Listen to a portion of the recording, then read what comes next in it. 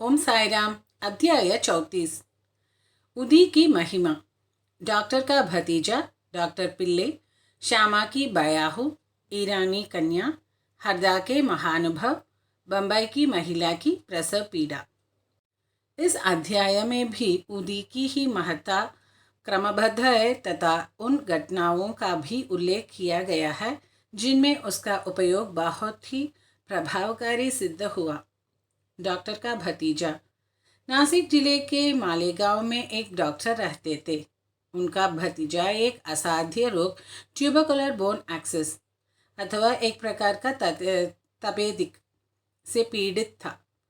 उन्होंने तथा उनके सभी डॉक्टर मित्रों ने समस्त उपचार किए, यहाँ तक कि उसकी शल्य चिकित्सा भी कराई, फिर भी बालक को कोई लाभ न हुआ। उसके कष्टों का पारावार न था। मित्र और संबंधियों ने बालक के माता पिता को दैविक उपचार करने का परामर्श देकर श्री साईं बाबा की शरण में जाने को कहा, जो अपनी दृष्टि मात्र से असाध्य रोग साध्य करने के लिए प्रसिद्ध है। अतः माता पिता बालक को साथ लेकर शिरडी आए। उन्होंने बाबा को साष्टांग प्रणाम कर श्री चरणों में बालक को डाल दिया और बड़ी नम्रता तथा आदरपूर्वक विनती की कि प्रभु, हम लोगों पर दया करो। आपका संकट मोचन नाम सुनकर ही हम लोग यहाँ आए हैं। दया कर इस बालक की रक्षा कीजिए। प्रभु, हमें तो केवल आपका ही भरोसा है। प्रार्थना सुनकर बाबा को दया आ गई और उन्होंने सांत्वना देकर कहा कि जो इस मस्जिद की सीढ़ी चढ़ता है उसे जीवन पर्यंत कोई दुख नहीं होता। चिंता न करो, यह उदीले उस रोगग्रसित स्थान पर लगाओ। ईश्वर पर विश्वास रखो, बस सप्ताह के अंत में ही पूर्ण स्वस्थ हो जाएगा। यह मस्जिद नहीं है, यह तो द्वारकावती है, और जो इसकी सीढ़ी चढ़ेगा उसे स्वास्थ्य और सुख की प्राप्ति होगी तथा उसके कष्टों का अंत हो जाएगा। बालक को बाबा के सामने बिठलाया गया। वे उस रोगग्रस्त स्थान पर अपना हाथ फेरते हुए दयापूर्ण दृष्टि से बालक की ओर निहारने लगे। रोगी अब प्रसन्न रहने लगा और उदी के लेप से बालक थोड़े समय में ही स्वस्थ हो गया। माता पिता अपने को बाबा का ऋणी और कृतज्ञ मानकर बालक को लेकर शिरडी से चले गए। यह लीला देखकर बालक के काका को, जो डॉक्टर थे, महान आश्चर्य हुआ तथा उन्हें भी बाबा के दर्शनों की तीव्र उत्कंठा हुई। इसी समय जब वे कार्यवश बम्बई जा रहे थे, तभी मालेगांव और माममाड़ के निकट किसी ने बाबा के विरुद्ध उनके कान भर दिए। इस कारण वे शिरडी जाने का विचार त्याग कर सीधे बम्बई चले गए। वे अपनी शेष छुट्टियां अलीबाग में व्यतीत करना चाहते थे, परंतु बम्बई में उन्हें लगातार 3 रात्रियों तक एक ही ध्वनि सुनाई पड़ी कि क्या अब भी तुम मुझ पर अविश्वास कर रहे हो। तब डॉक्टर ने अपना विचार बदलकर शिरडी को प्रस्थान करने का निश्चय किया। बम्बई में उनके एक रोगी को सांसर्गिक ज्वर आ रहा था, जिसका तापक्रम कम होने को कोई लक्षण दिखाई न देने के कारण उन्हें ऐसा लग रहा था कि कहीं शिरडी की यात्रा स्थगित न करनी पड़े। उन्होंने अपने मन ही मन एक परीक्षा करने का विचार किया कि यदि रोगी आज अच्छा हो जाए तो कल ही मैं शिरडी के लिए प्रस्थान कर दूंगा। आश्चर्य है कि जिस समय उन्होंने यह निश्चय किया, ठीक उसी समय से ज्वर में उतार होने लगा और ताप क्रमशः साधारण स्थिति पर पहुंच गया। तब वे अपने निश्चयानुसार शिरडी पहुंचे और बाबा का दर्शन करके उन्हें प्रणाम किया। बाबा ने उन्हें कुछ ऐसे अनुभव दिए कि वे सदा के लिए उनके भक्त हो गए। डॉक्टर वहां 4 दिन ठहरे और उदी तथा आशीर्वाद प्राप्त कर घर वापस आ गए। एक पखवाड़े में ही पदोन्नति पाकर उनका स्थानांतरण बीजापुर को हो गया। भतीजे की रोग मुक्तता ने उन्हें बाबा के दर्शनों का सौभाग्य दिया तथा शिरडी की यात्रा ने उनकी श्री साई के चरणों में प्रगट प्रीति उत्पन्न कर दी। डॉक्टर पिल्ले बाबा के एक निष्ठ भक्त थे। इसी कारण वे उन पर अधिक स्नेह रखते थे और उन्हें सदा भावों कहकर पुकारते तथा और समय उनसे वार्तालाप करके प्रत्येक विषय में परामर्श भी लिया करते थे। उनकी सदैव यही इच्छा रहती कि वे बाबा के समीप ही बने रहे। एक बार डॉक्टर पिल्ले को नासूर हो गया। वे काका साहब दीक्षित से बोले कि मुझे असह्य पीड़ा हो रही है और मैं अब इस जीवन से मृत्यु को अधिक श्रेयस्कर समझता हूँ। मुझे ज्ञात है कि इसका मुख्य कारण मेरे पूर्व जन्मों के कर्म ही है। जाकर बाबा से कहो कि वे मेरी यह पीड़ा आप दूर करें। मैं अपने पिछले जन्म के कर्मों को अगले 10 जन्मों में भोगने को तैयार हूँ।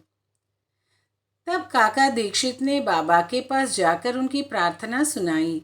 साईं तो दया के अवतार ही है, वे अपने भक्तों के कष्ट कैसे देख सकते थे। उनकी प्रार्थना सुनकर उन्हें भी दया आ गई और उन्होंने दीक्षित से कहा कि पिल्ले से जाकर कहो कि घबराने की ऐसे कोई बात नहीं। कर्मों का फल 10 जन्मों में क्यों भुगतना पड़ेगा? केवल 10 दिनों में ही गत जन्मों के कर्मफल समाप्त हो जाएंगे। मैं तो यहाँ तुम्हें धार्मिक और आध्यात्मिक कल्याण देने के लिए ही बैठा हूँ। प्राण त्यागने की इच्छा कदापि न करनी चाहिए। जाओ, किसी की पीठ पर लाद कर उन्हें यहाँ ले आओ। मैं सदा के लिए उनका कष्टों से छुटकारा कर दूंगा। तब उसी स्थिति में पिल्ले को वहाँ लाया गया।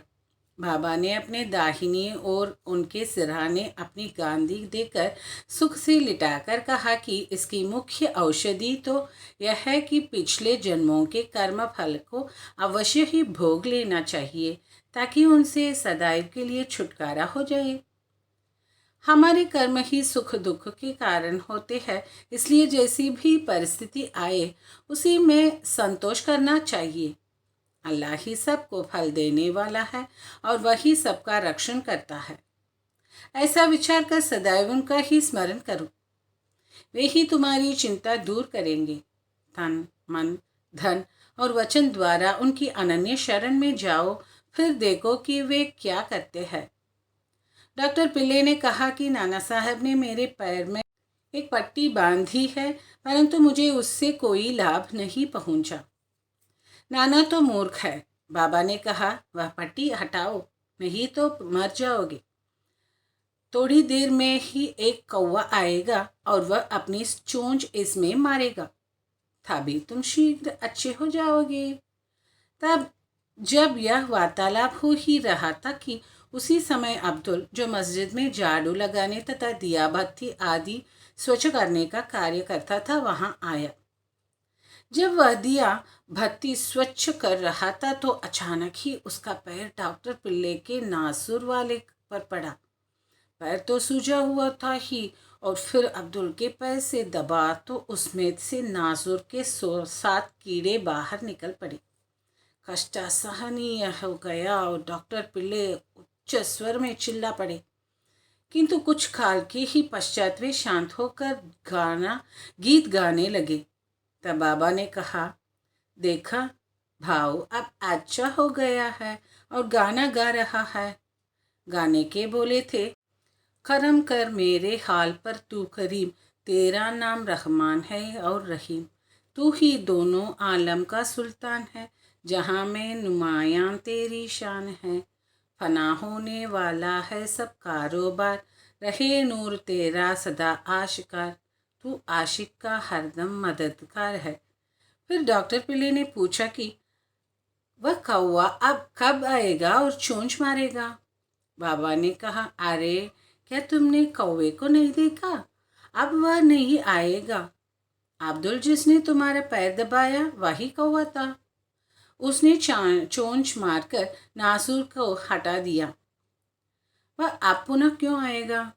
अब जाकर वाड़े में विश्राम करो, तुम शीघ्र ही स्वस्थ हो जाओगे। उदी लगाने और पानी के संग पीने से बिना किसी औषधि या चिकित्सा के वे 10 दिनों में ही निरोग हो गए, जैसा कि बाबा ने उनसे कहा था। शाम के छोटे भाई की पत्नी सांवली विहीर के समीप श्यामा के छोटे भाई बापाजी रहते थे। एक बार उनकी पत्नी को गिल्टियों वाला प्लेग हो गया। उसे ज्वर हो आया और उसकी जांघ में प्लेग की 2 गिल्टियां निकल आई। बापाजी दौड़कर श्यामा के पास आए, सहायता के लिए चलने को कहा। श्यामा भयभीत हो उठे।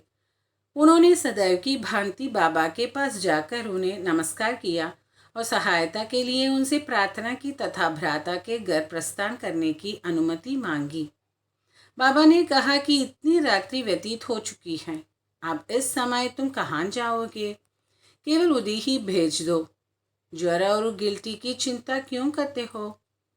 भगवान तो अपने पिता और स्वामी है, वह शीघ्र ही स्वस्थ हो जाएगी। अभी मत जाओ, प्रातःकाल जाना और शीघ्र ही लौट आना। श्यामा को तो उस मृत संजीवनी उदी पर पूर्ण विश्वास था।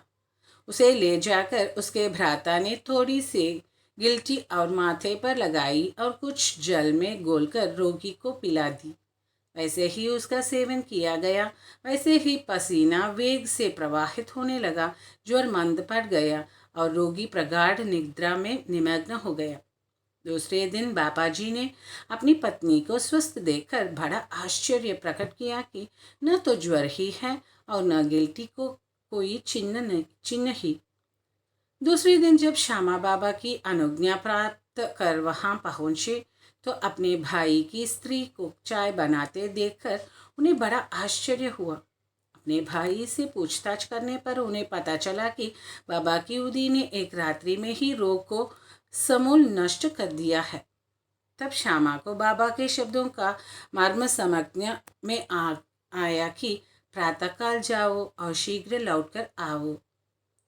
चाय पीकर श्यामा लौट आया और बाबा को प्रणाम करने के पश्चात कहने लगा कि देवा, यह तुम्हारा क्या नाटक है?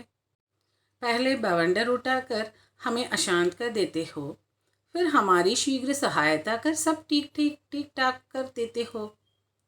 बाबा ने उत्तर दिया कि तुम्हें ज्ञात होगा कि कर्म पथ अति रहस्यपूर्ण है। यद्यपि मैं कुछ भी नहीं करता, फिर भी लोग मुझे ही कर्मों के लिए दोषी ठहराते हैं। मैं तो एक दर्शक मात्र ही हूँ। केवल ईश्वर ही एक सत्ताधारी और प्रेरणा देने वाले हैं। वे ही परम दयालु है। मैं न तो ईश्वर हूँ और न मालिक, केवल उनका एक आज्ञाकारी सेवक ही हूँ और सदैव उनका स्मरण किया करता हूँ। जो निरभिमान होकर अपने को कृतज्ञ समझकर उन पर पूर्ण विश्वास करेगा, उसके कष्ट दूर हो जाएंगे और उसे मुक्ति की प्राप्ति होगी। ईरानी कन्या। अब एक ईरानी भद्र पुरुष का अनुभव पढ़िए। उनकी छोटी कन्या घंटे घंटे पर मूर्छित हो जाया करती थी। उसके हाथ पैर ऐंठ जाते और वह बेहोश होकर भूमि पर गिर पड़ती थी।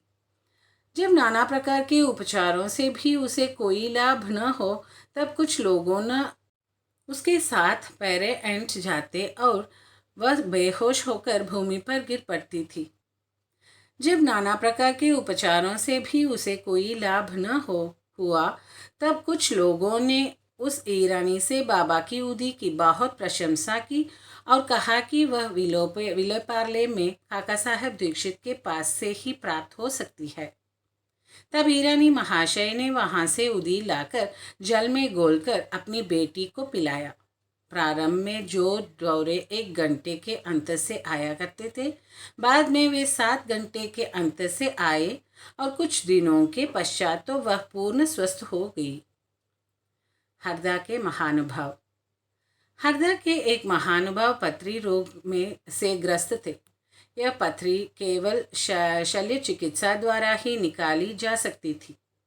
लोगों ने भी उन्हें ऐसा ही करने का परामर्श दिया। वे बहुत ही वृद्ध तथा दुर्बल थे और अपनी दुर्बलता देखकर उन्हें शल्य चिकित्सा करने का साहस न हो रहा था। इस हालत में उनकी व्याधि का और इलाज की क्या था। इसी समय नगर के ईमानदार भी वहां आए हुए थे, जो बाबा के परम भक्त थे तथा उनके पास उदी भी थी। कुछ मित्रों के परामर्श देने पर उनके पुत्र ने उनसे कुछ उदी प्राप्त कर अपने वृद्ध पिता को जल में मिलाकर पीन को दी। केवल 5 मिनट में ही उदी के पेट में जाती ही पथरी मलमूत्रेंद्रिय के द्वार से बाहर निकल गई और वह वृद्ध शीघ्र ही स्वस्थ हो गया। बम्बई की महिला की प्रसव पीड़ा। बम्बई की कायस्थ प्रभु जाति की एक महिला को प्रसव काल में असहनीय वेदना हुआ करती थी। जब वह गर्भवती हो जाती तो बहुत घबराती और किंग कर्तव्य मूढ़ हो जाया करती थी। इसके उपचारार्थ उनके एक मित्र श्रीराम मारुति ने उसके पति को सुझाव दिया कि यदि इस पीड़ा से मुक्ति चाहते हो तो अपनी पत्नी को शिरडी ले जाओ। दोबारा जब उनकी स्त्री गर्भवती हुई तो वे दोनों पति पत्नी शिरडी आए और वहाँ कुछ मास ठहरे। वे बाबा की नित्य सेवा करने लगे। उन्हें बाबा के सत्संग का भी बहुत कुछ लाभ हुआ। कुछ दिनों के पश्चात जब प्रसव काल समीप आया तब सदैव की भांति गर्भाशय के द्वारा में रुकावट के साथ अधिक वेदना होनी लगी। उनकी समझ में नहीं आता था कि अब क्या करना चाहिए। थोड़ी ही देर में एक पड़ोसिन आई और उसने मन ही मन बाबा से सहायता की प्रार्थना कर जल में उदी मिला उसे पीने को दी। तब केवल 5 मिनट में ही बिना किसी कष्ट के प्रसव हो गया। बालक तो अपने भाग्यानुसार ही उत्पन्न हुआ, परंतु उसकी माँ की पीड़ा और कष्ट सदा के लिए दूर हो गए। वे अपने को बाबा का बड़ा कृतज्ञ समझने लगे और जीवन पर्यंत उनके आभारी बने रहे।